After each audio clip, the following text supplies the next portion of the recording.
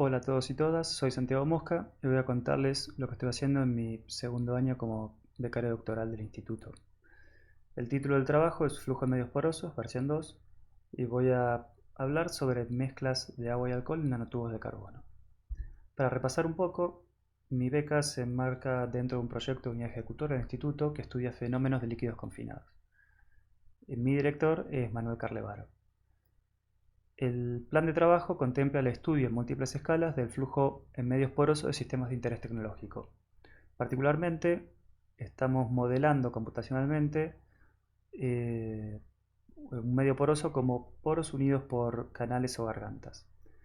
Durante el año pasado realizamos dinámica molecular de un fluido simple y nos propusimos una serie de objetivos para este año, que era utilizar agua en vez de metano con fluido estudio, caracterizar el tubo que une los poros de distintas formas, variando su rugosidad o tortuosidad, incorporar un medio más realista y estudiar mezclas, de los cuales estuvimos trabajando fundamentalmente con dos. A partir de este año pasamos de un fluido simple a un fluido molecular.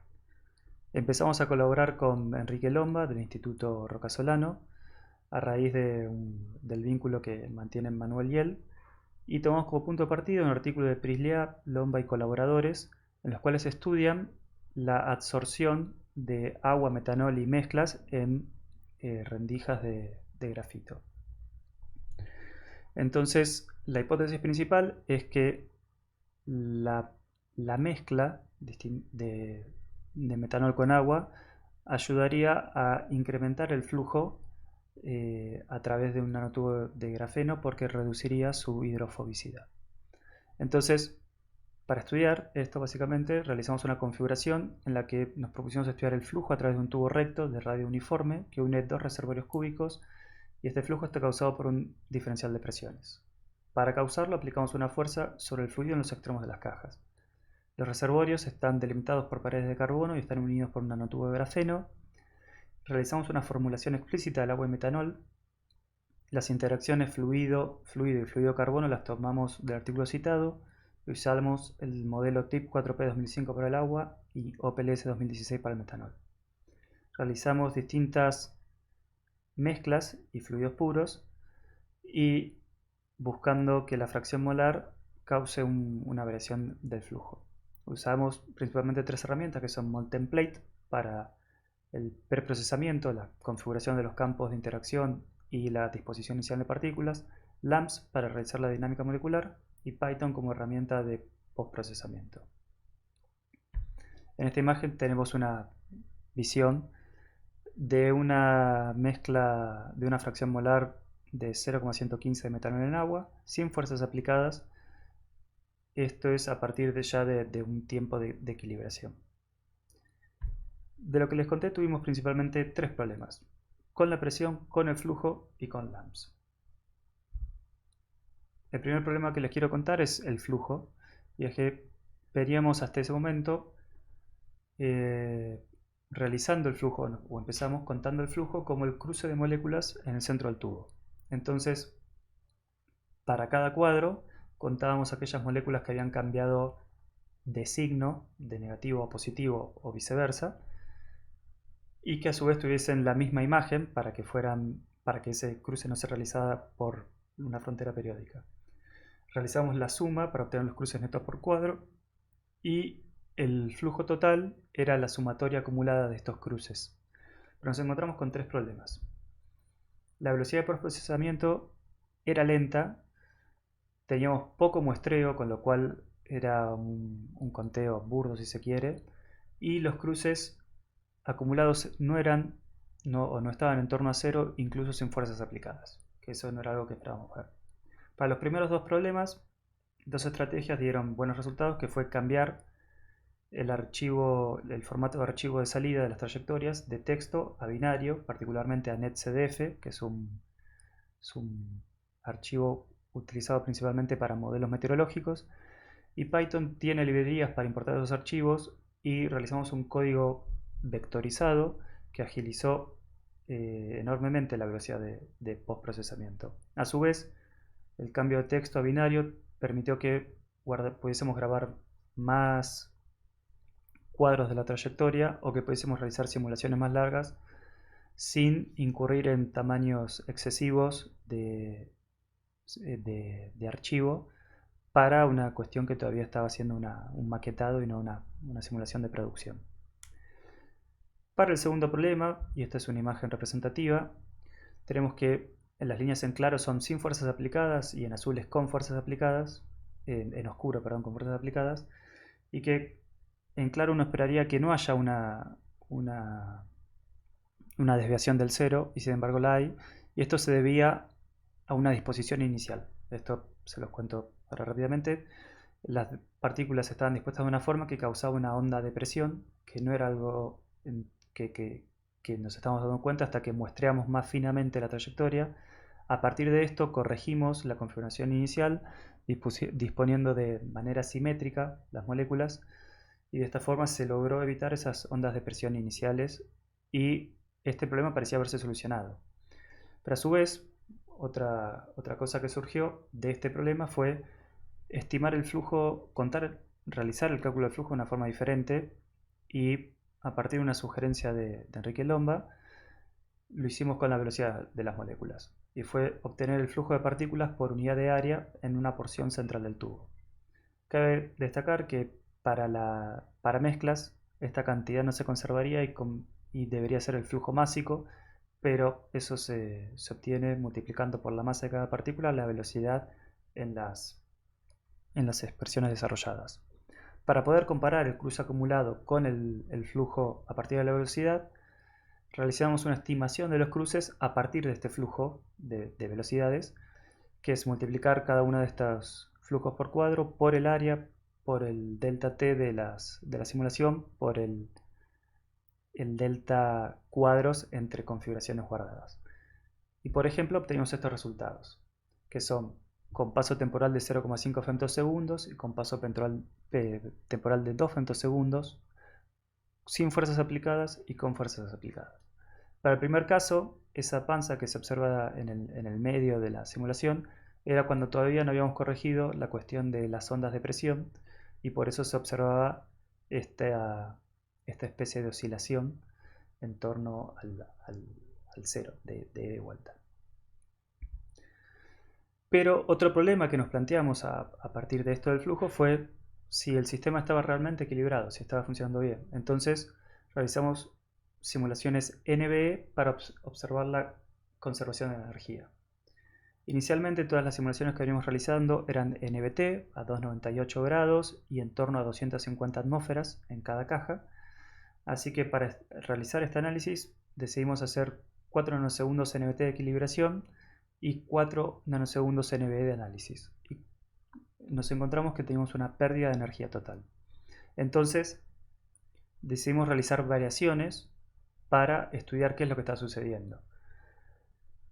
Decidimos retirar la cantidad de movimiento de la masa de fluido, decidimos achicar el paso temporal, decidimos evaluar si no se estaba perdiendo energía en la interacción con las paredes, entonces incorporamos la capacidad de que las paredes oscilaran en torno a un centro mediante un resorte. Y de esas variaciones, ninguna de las que implicaba algo más, como sea retirar la cantidad de movimiento o la oscilación de las paredes, fueron líneas con las que continuamos. Sí, incrementamos el estudio de los pasos temporales. Acá esta es una imagen meramente de la energía potencial, pero observamos que hay leves pendientes para todos los casos analizados. Totalmente inaceptable cuando se retira la cantidad de movimiento o cuando se aplica la oscilación en torno de las paredes.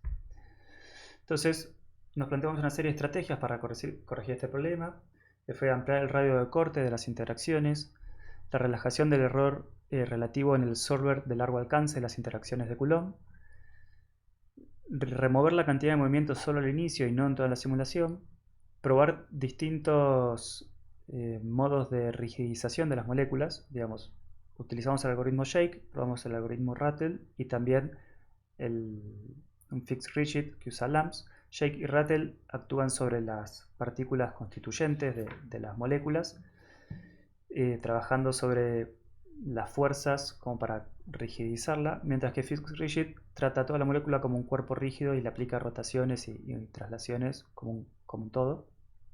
Pero Fixed Rigid, además de ser computacionalmente más costoso, implicó que el cálculo de las energías era un poco más complejo y lo descartamos.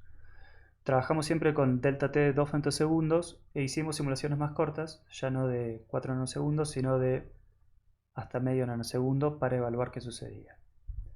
Y de estas estrategias, particularmente la combinación de estas dos, nos dio resultados fructíferos. Encontramos que, principalmente, cuando habíamos hecho este cambio, una serie de estrategias, redujimos el error del solver de largo alcance de 10 a la menos 6 a 10 a la menos 5. Y nos encontrábamos que aumentando la tolerancia de los solvers de rigidización, digamos, de la rigidización de cada molécula en cada paso, esta pérdida de energía se disminuía. Con lo cual encontramos una solución.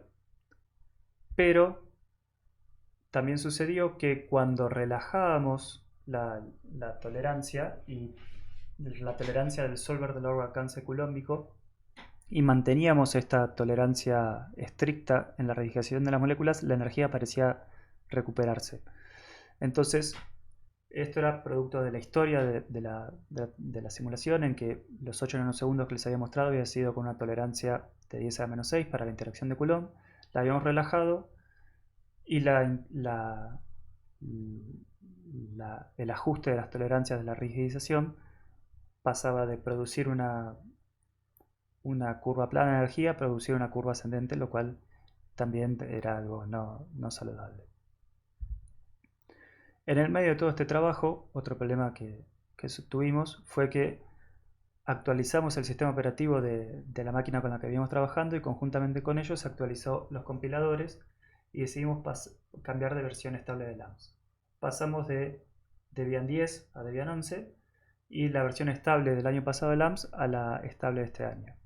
Y encontramos comportamientos inusuales en la energía total. Entonces decidimos comparar compiladores, particularmente el compilador de GNU y los compiladores de Intel, porque teníamos un problema importante, que era que con la versión antigua de Debian y la versión antigua de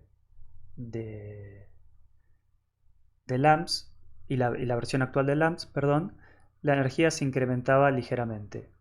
Si pasábamos a la versión actual de Debian y la versión antigua de LAMMPS, la energía parecía estabilizarse, con lo cual intuimos que algo había cambiado en la forma en que LAMMPS estaba computando las interacciones, pero cuando utilizamos los compiladores de del Debian 11, encontramos estos saltos extraños en la energía total. Así que esto solo sucedió después de experimentaciones con la versión de optimización 2 que viene por defecto en el archivo de make de LAMMPS, y no sucede con la optimización 3 del compilador GCC, pero sí no sucede con ninguna de las opciones de compiladores de LAMMPS de Intel, por lo cual nos quedamos usando los compiladores de Intel.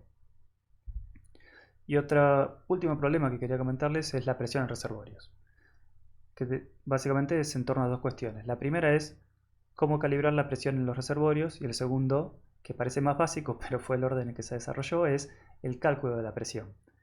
¿O se puede calcular presión en fluidos confinados? Es la pregunta. Para el cálculo de la calibración de la presión en reservorios, surgía esto de qué fuerza hay que aplicar para producir distintas diferenciales de presiones, y en el medio nos encontramos con un trabajo que desarrollaba un nuevo método que era dinámica gaussiana, que es el complementario, si se quiere, de la imposición de un gradiente de presión que hacemos nosotros con el método de bombeo, que es aplicar fuerzas en una región del fluido. La dinámica gaussiana, en cambio, aplica una corriente constante, y los resultados observados a partir de un método o el otro son similares. Lo que nos sirvió de este trabajo en que fundamenta la dinámica gaussiana es para observar cómo se calculan las presiones y de qué forma calculaban ellos la presión en los sistemas. Y fundamentalmente con el cálculo de la presión, a raíz de estar estudiando fluidos confinados y estar evaluando cómo se causaba el flujo, hasta el momento veníamos obteniendo la presión en cada reservorio con el cálculo de la diagonal principal del tensor de esfuerzos sobre cada átomo. Entonces, como estamos trabajando con sistemas muy pequeños, la verdad es que hay una influencia muy grande todavía de las paredes o de la región de bombeo y habría que escalar el sistema. Y por ejemplo, en el caso del método del bombeo, citado en el artículo, ellos utilizaban reservorios de hasta 100 sigmas de lado, lo cual es un sistema enorme, porque tomaban la presión a partir de 19 sigmas de una distancia de la pared. Entonces nos propusimos otra forma de calcular las presiones y por ejemplo era a partir de ecuación de estado, usando como variable independiente el potencial químico. Otra opción era el intercambio de energía de colisiones con las paredes, pero este método es bastante más costoso y no estábamos del todo claro cómo implementarlo, así que por ahora está descartado. Y esto, digamos, a partir de este problema de la presión es que estamos fundamentalmente ocupados ahora. Normalmente acá debería ir una diapositiva de qué sigue, pero esto es lo que sigue. Estamos trabajando en el desarrollo de cómo calcular la ecuación de estado. Y fundamentalmente estamos realizando o experimentando con el método de inserción de Widom para calcular el potencial químico en exceso. Es una función que ya está implementada en LAMMPS, lo cual simplifica mucho su implementación. Y a partir de lo que esperamos es que a partir de obtener esta ecuación de estado se nos simplifique la determinación de las presiones en los reservorios e incluso podamos cambiar la configuración de la geometría. Pero la verdad es que el tema de la presión nos tiene en este momento un poco confundidos y todavía es un punto de trabajo y desarrollo. Así que espero que les haya resultado interesante este raconto de lo que ha sido este año. Ha sido bastante trabajo, sobre todo en lo que llevó a realizar varias pruebas y adentrarme cada vez más en la temática. Quiero agradecerles por su atención y si están interesados en obtener esta presentación o en intercambiar cualquier idea me pueden escribir al correo. Muchísimas gracias.